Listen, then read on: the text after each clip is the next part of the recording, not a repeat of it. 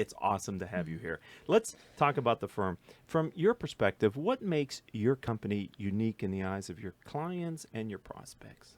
Well, we are boutique brokerage here in Orange County. We do serve many other counties surrounding Orange County. But what makes us different is that we cater to small businesses with employee numbers between 1 and 100 employees. And we offer a benefits administration system that's online. So it can be customized to be an intranet system for the company. And when it comes to recruiting employees, it makes a big difference for them to feel like they're entering into a company that's very stable. Yes, with benefits. That is a key consideration, especially for the younger workforce who may be planning families, etc. So Sure. that's great. How did you get into this industry? It was the recession when that happened. There was a recession? Yeah, I don't remember it. I do. I'm just kidding. I remember it. Yeah, so at the time, I was working from home, and we only had one income in the family. And so I just woke up one day and went, this isn't enough anymore, because the market that we focused on was marketing. And of course, when money is cut, it's cut from marketing first. So I ended up working with another insurance broker as an admin assistant, and eventually learned the business and felt like it was something I was good at and really Wow. enjoyed. And that's how it started. Wow, that's so. How long have you been in business? I started my business in April of 2015. However, I've been working in the insurance industry since 2006. Okay. Wow, 2006. So yeah, you really did see. I started my business in April of 2008. So Oh, good. I, Okay. I was joking about not remembering the recession. I'll never forget that recession. All right, let's get back to the interview about you though. What niches do you sort of mentioned the 1 to 100, but are there certain niches that you and your team are focused on? The companies that we really enjoy working with are a lot of manufacturing companies. I seem to do really well in speaking with their employees. We are very personal. So I also work with medical groups. I've worked with, golf clubs. I work with pretty much every industry. So there isn't really an industry that we can't work with. But I love working with the employee groups that have a lot of manufacturing, because I feel like we can really speak to them personally, and they have a lot of questions, and that's really where I enjoy my Are job. you talking about talking to the employees personally? Yes, Okay, yes. so when you're explaining the benefits and doing their enrollment, and that Yes. gives you a chance to really engage with their workforce? Yes, we're very personal with all of our clients and their employees. So when we step into a company, we not only provide assistance to the HR person or the person that's in charge of the benefits, we actually work very closely with all of the employees to help them navigate the healthcare industry. It's like super confusing. It is. My wife's a teacher, and full disclosure, I'm a business owner. I think I know some things, but when we sit down with her with the package from the teachers union, it's like, or from her employer, it's like, wow, this is not easy to figure out sometimes. So I can Yeah. only imagine. Yeah, so that's what we like to do, is to make it an easy and fun process. And I know we never put those two words in the same sentence together, insurance and fun, but we can actually make it a lot of fun for the employees and for the group, and it's a pretty smooth maintenance of their plans. So that's the first time here on Critical Mass Radio Show and Podcast we've been on for 10 years that we say in the same sentence, insurance and fun. Yeah. It just doesn't happen. We're breaking new ground here, Angela. Thank Yes. you for being our guest on Critical Mass Radio Show and Podcast. Can you think of a time in your career when you failed at something important, and what'd you do? Can you explain the circumstance of the event and what you learned from that lesson? Absolutely. When I first decided to start NeuBenefits Insurance Solutions, I was very excited, and as I think most entrepreneurs are, they're just ready to get their logo, their branding, and all of that. It's Right. very, very exciting. Right. So there's this high that happens when you start all of this thinking, and you're thinking about your mission and all of those things. So what I was wanting to build a business around is technology. So with that, I wanted to have the online benefits admin system. And at the time, in 2015, there weren't a lot of companies that were doing it. Some companies were just starting to, so there were a lot of glitches and a lot of issues with the programs. So I purchased a program based on what I was sold, saying that it would work perfectly and it would be awesome. And it looked good to me when the sales people were presenting it to me. However, I think my biggest mistake is that I didn't say, put me in the driver's seat and let me do this. Let me figure out how it's going to work for my clients. So the outcome of that is I purchased the system. It was the most expensive mistake I've ever made. Right. And I was on a 3-year contract Oh my that I goodness. couldn't get out of. Oh my goodness. And it never worked, not for one client. Oh my God. Oh, jeez. I'm sorry to laugh at your No, pain. no. I laugh at it now but I 'Cause realize that it's, That was 2015? Yes. So you're out of the lease. Yes. So it's 2019 now. Yes. So freedom. yes, I was Wow. very excited to be free of that. Wow. Yeah. So So as a you- new entrepreneur, I didn't So your advice would be try a few different platforms don't out. believe the demo? Yes. And be in the driver's seat. Wow. And there are never too many questions to ask. Because very often I feel like when we're being presented sales material, we almost get bombarded with so much like these are all the wonderful things that it can do for you, but Right. and then we feel like we kind of back off on the questions like, oh, should I ask that, or am I asking too much, or am I taking too much of their time? Take as much of their time as you need. You're the one paying the bills. That's right. Right? And to sign up to a 3-year agreement to a strategic platform that was sort of the underpinnings of your business, Right. that's like a really important decision, huh? Yes.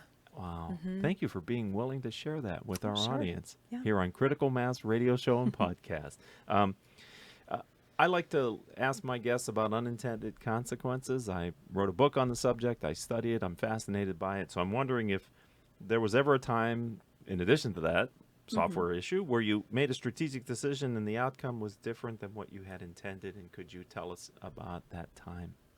I would say that was probably the biggest decision I made that went south for me. And How did you recover from that? I mean, did you have to buy a second piece of software to do the work? I mean, how did you solve that? I maintained business the way I knew how without the technology piece. Oh, gosh. So I did that until the contract was up. But within the same month that the contract was up, I purchased a new system, which I did test drive myself. Right. Asked many questions. And I also Fool asked me around the once. industry, and I looked up reviews online to make sure that I was purchasing something that was worthwhile. I think the unintended consequence of this it's kind of a good one. So Okay. I think what happened is, even though it didn't work for me and I ended up spending a lot of money, I very much understood the inner workings of how these platforms work.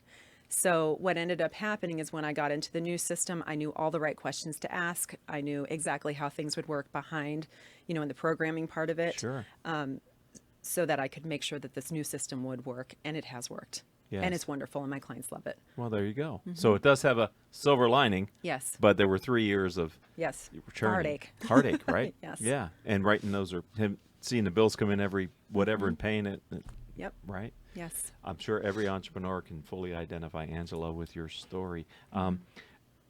When you say you're differentiated on technology, we did that a little bit earlier. That's kind of rolling around in my head. Can you talk to us a little bit more about how you've chosen to structure your company to be unique and different on that premise Sure. of technology? Sure. Okay, so for small businesses with employee numbers of 1 to 100 employees, typically they're not treated as middle market and large market.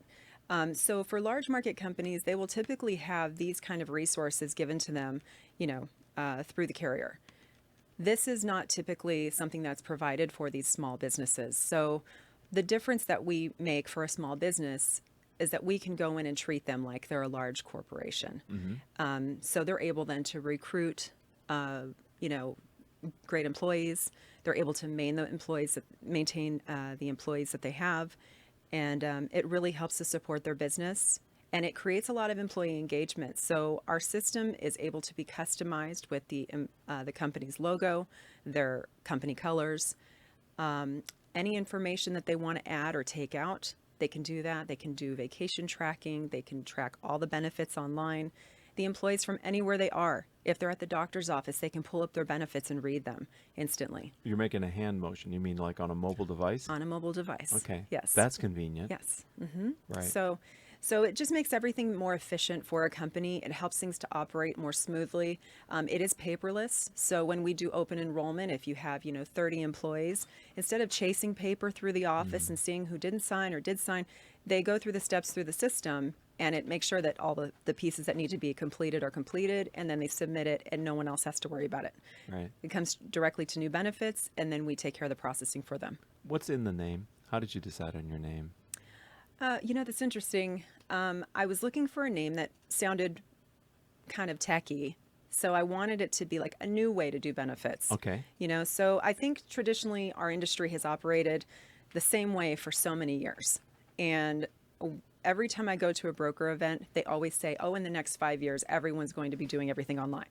Well, that keeps happening every 5 years. And Right. right, Sooner right, or later. right. So what I've discovered is that I find that many small business brokers, don't implement these systems, either because they don't want to pay for the system or they are not interested in learning something, Different. this complicated. Uh-huh.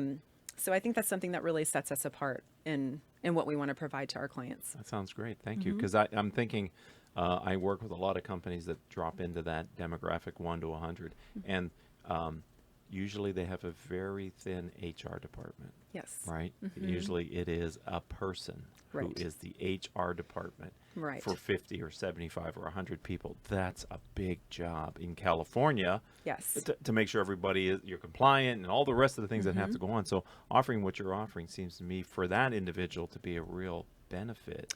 It's very much a benefit. And I will say that I have been in the industry pre-ACA, which is the Affordable Care Act. So pre-ACA, right in the middle of it all, when it was complete and utter chaos, because no one thought it would pass. And when it did, everybody went nuts. Right.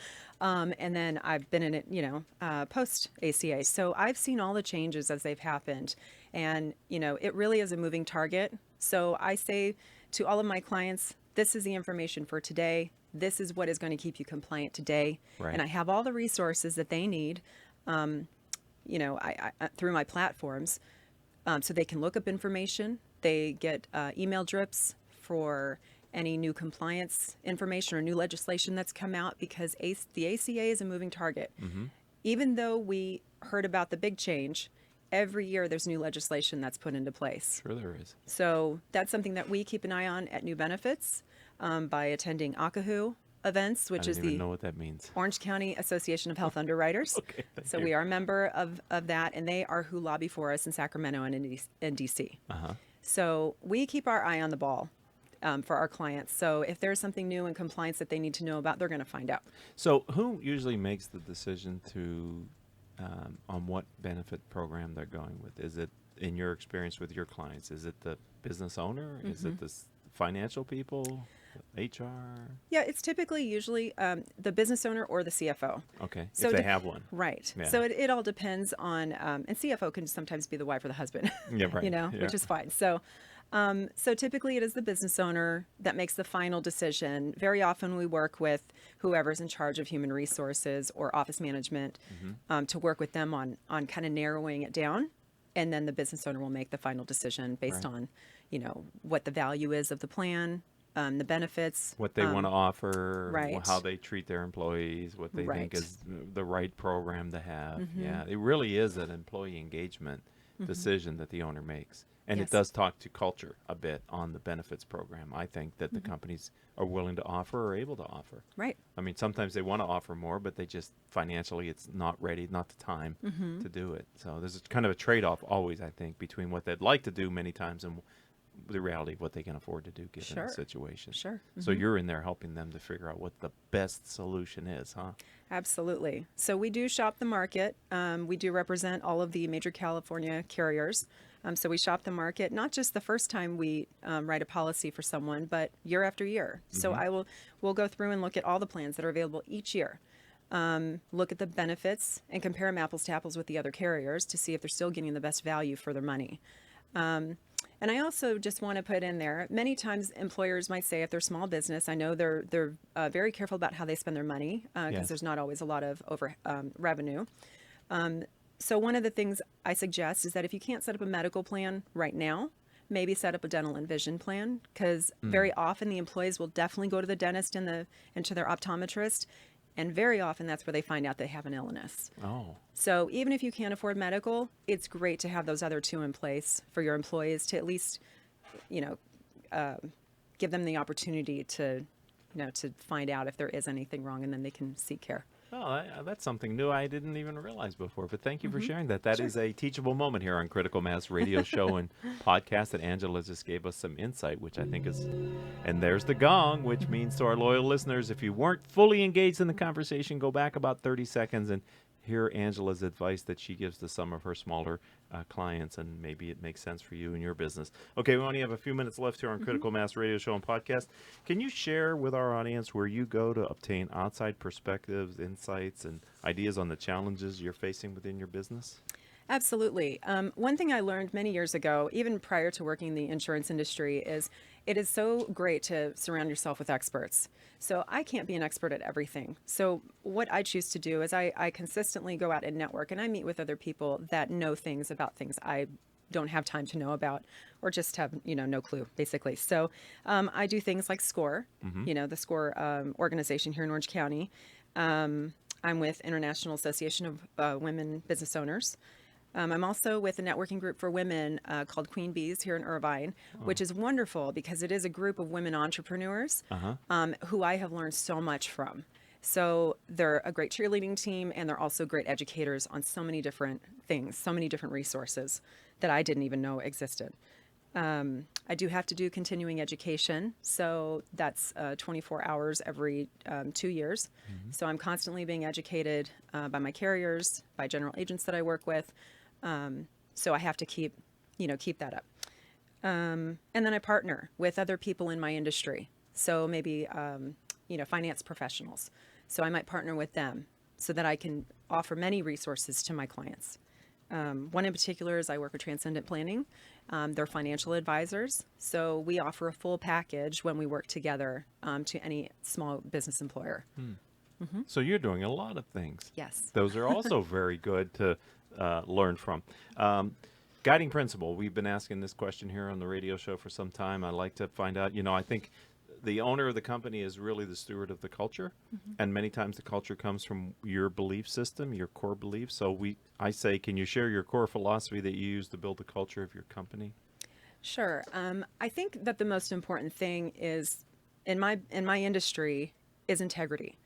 That's definitely the most important thing. I remember going to an ethics class a few years ago, and I think insurance agents were listed as right above used car salesmen. Wow. And that's not to say anything negative about used car salesmen, but it's just, Right. it's The just, perception. yeah, right. It's a perception. So, so my thing is that I just really want to make insurance enjoyable for people, understandable. I want them to feel educated, and I want them to feel like everything that we do at NeuBenefits Insurance Solutions is transparent. Okay. And that they're fully aware of everything that's out there and available to them, and that we do business to help them, not necessarily to, line our pockets. Very good. Right. Thank you. Okay, 2 more questions, and then we're going to wrap it up here on Critical Sure. Mass Radio Show and Podcast. Angela, I'm going to have you back in the future. I don't know, 1, 3, 5 years from now. We've been on the air for 10 years. Who knows? What's going to be different when you're back on the show? Where are you taking the firm? I think the most important thing is that I would like for all of my clients, current and future, to all be using a benefits admin site. So I want everybody working with the technology. I think it makes things more efficient. It's a better use of the HR person's time or whoever's taking care of it at the company. So I do see that happening. And then basically, I ultimately want to raise the bar for what brokers are providing to their clients.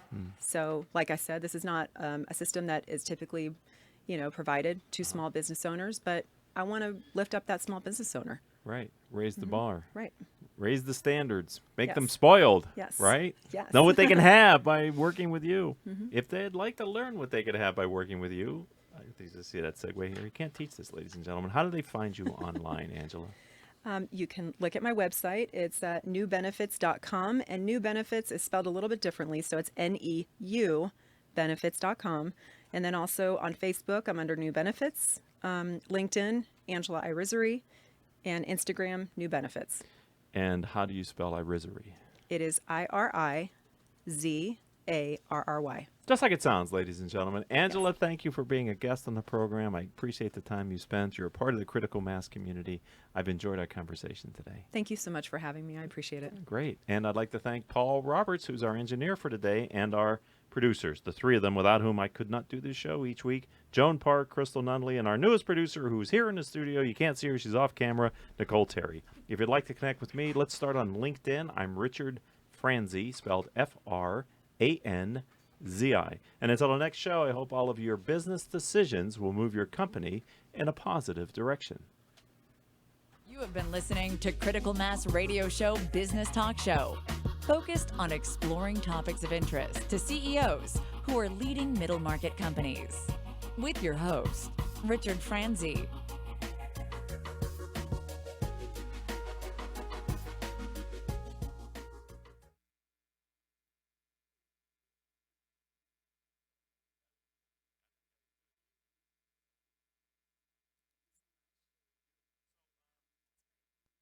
Imagine what it would feel like to lose everything: your job, your home, your